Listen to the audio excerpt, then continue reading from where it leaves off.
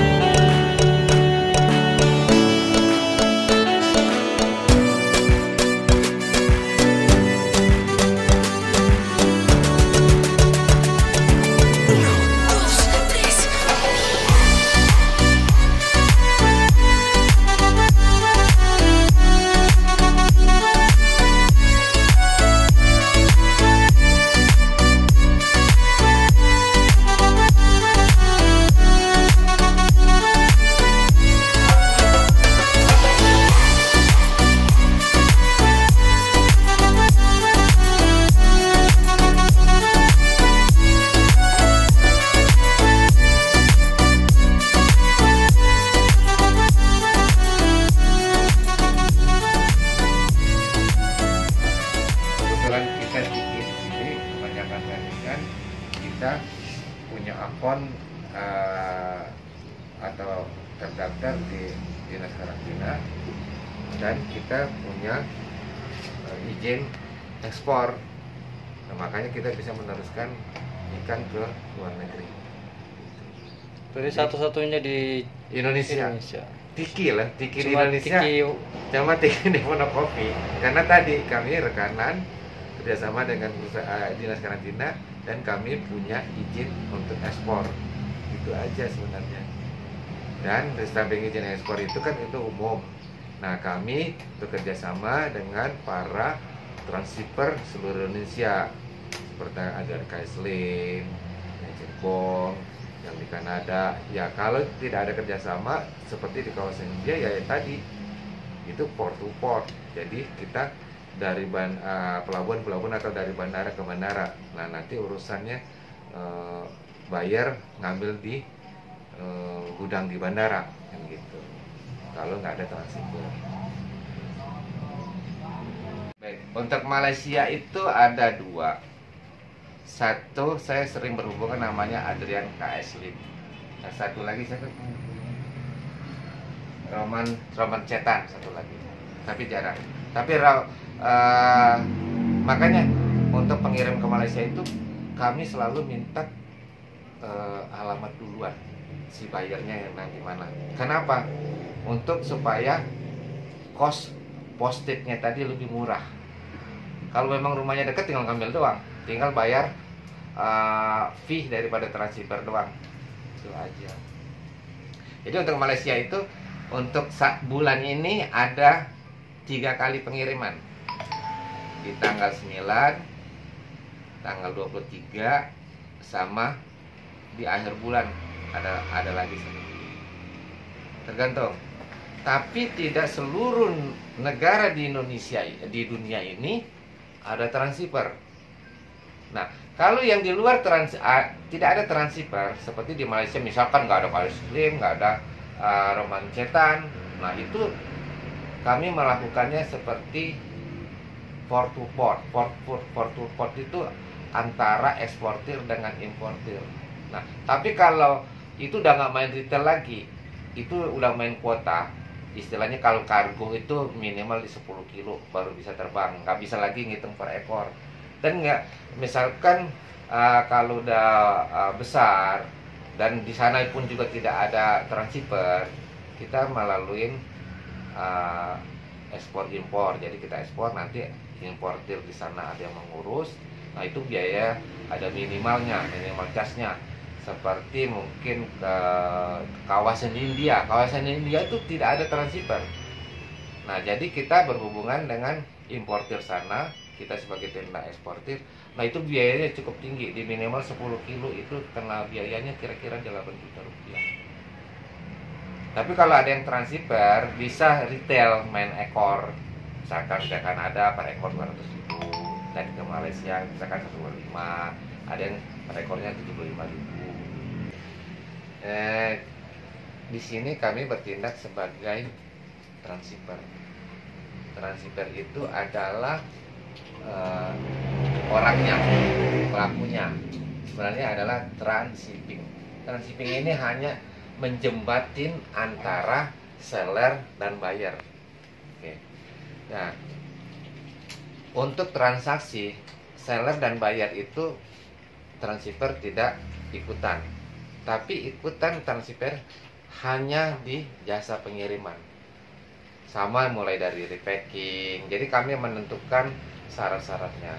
Nah, untuk untuk biaya, cost yang ada di seller dan cost yang ada di buyer itu ditanggung oleh masing-masing.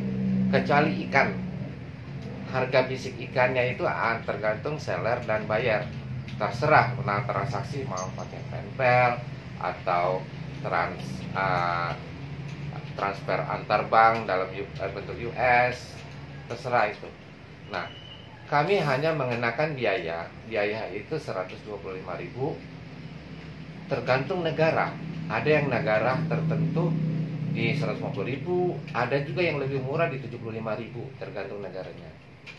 Nah, langkah-langkah awal untuk mengirim ikan tadi, kos dulu. Kos ini agak sensitif. Nah, itu ya kewajiban seller membayar ke transiper lokal. Terus nanti ada lagi biaya yang dibayarkan oleh si buyer di negara tujuan. Itu namanya jasa transiper. Jasa transiper seperti mungkin di ini tujuan ke Malaysia, kita bekerja sama dengan Adrian KS Lim. Itu dia mengenakan cas Rp20 untuk jasa transiper. Nah, untuk jasa ada lagi yang namanya biaya postage. Postage itu persetujuan antara buyer dengan si transiper Adrian KSL Malaysia untuk mengantarkan paket ini. Itu biasanya setiap negara atau setiap daerah itu berbeda postage-nya. Seperti antara buyer ini, buyer Sidiki ini, ya saya Sidiki ya, yang ada di Ampang, Kota Selangor, itu ada KSL mengenakan cas di Rp25 Malaysia. Jadi total yang buyer harus bayarkan adalah Rp35 Malaysia. Tapi itu tidak menutup kemungkinan lebih dan atau berkurang, tergantung jarak antara si buyer dengan si transiper di negara tujuan sana. Oke. Terus jadi itu untuk mengenai biaya, karena saya dahulukan biaya itu lebih sensitif ya. Oke. Untuk tata cara untuk pengiriman ikan ke luar negeri itu berbeda dengan pengiriman barang biasa, karena ikan ini hewan hidup ataupun tanaman hidup, perlakuannya berbeda. Kita nggak bisa lihat di web atau bisa lihat di aplikasi, oh ke Malaysia sekian. Tapi kalau barang biasa, oke, kita setiap hari, setiap jam bisa terbang. Tapi kalau untuk barang-barang seperti yang hewan hidup atau tanaman hidup, karena harus melalui karantina. Karantina itu kan harus masuk lab. Setelah disetujuin lab, nanti keluar sertifikat. Nah, terus itu habis itu udah dikasih stiker, dikasih di repack lagi. Setelah di repack, nah baru nanti mengikuti kita mendapatkan airwheel untuk terbang. Setelah terbang, nah itu itulah prosesnya, proses daripada pengiriman ke luar negeri. Nah, setelah terbang itu nanti dari transfer kami lokal sini hanya komunikasi dengan transfer sana barangnya sudah di mana. Nanti setelah diterima, nanti ini endingnya ada di transfer negara tujuan. Nanti negara tujuan melaporkan. Bisa juga kalau mau komunikasi kita bikin grup antara kami dengan bikin grup dengan si seller, dengan buyer, dengan transshipper negara tujuan Malaysia seperti Adrian Kaisrim. Packing itu dalam arti plastik.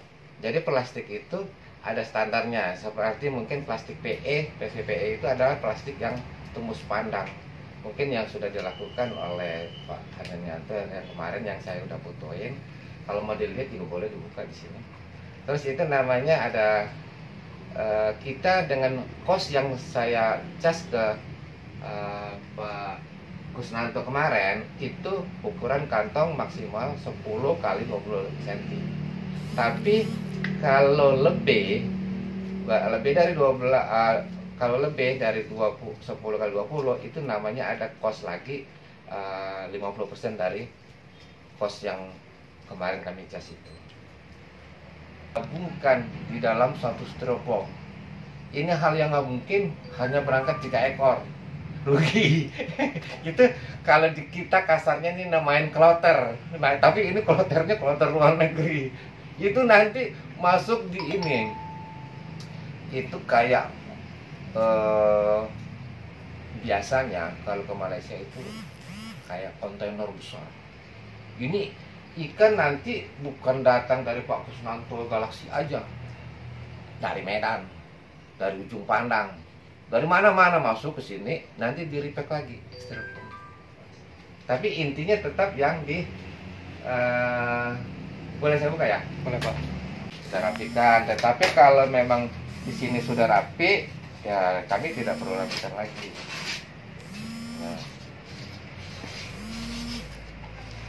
Ini udah bagus sekali. Ini udah sesuai permintaan saya. Kenapa? Kebanyakan tulis tangan, kadangkala angka nomor HP, nama itu kadangkala nggak sesuai. Karena kalau tulis ketikan begini dia standar, semua orang bisa baca. Sama halnya kalau orang ngirim barang ke kita, kalau tulis tangan 1000 yang datang 1000 macam miringnya ke kiri ke kanan. Ini udah standar internasional, udah bagus.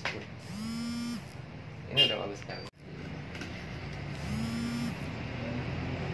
Untuk cerita Tiki seluruh Indonesia, Tiki pusat pun di Raden Saleh, tidak ada yang bisa mengirim ikan ke seluruh dunia kecuali domestik. Nah, kenapa Tiki sini bisa? Karena di Tiki sini bertindak sebagai transshipper, gitu. Dan kami juga rekan dari dinas karantina. Tiki pusat tidak punya izin untuk sebagai eksportir atau nggak punya API, angka pengenal ekspor impor. Dan ditanya ke Tiki pusat pun juga, saya mau ngirimkan ke Malaysia, pasti nggak bisa. Itu ada izin khusus.